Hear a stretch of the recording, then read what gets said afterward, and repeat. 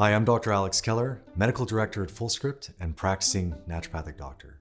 We're here to provide a glimpse into the importance of supplementation and tell you how you can gain clinical context for free through Fullscript Academy.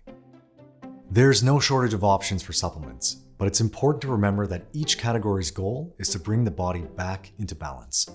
Chronic health conditions, general health and wellness, and drug-nutrient interactions are just a few reasons to recommend supplements.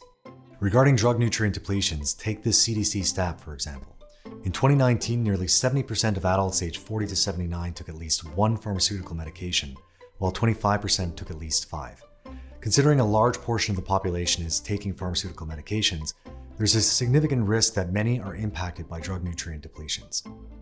The Supplements 101 pathway defines dietary supplements in both the American and Canadian contexts. It also provides an overview of what dietary supplements are, how they differ from drugs and food, key categories of supplements, and quality concerns. The supplement industry continues to innovate at an incredible pace. With thousands of products available, it's sometimes difficult to know where to start. Fullscript Academy's Supplements 101 pathway is the perfect jumping off point for adding supplementation to your treatment plans.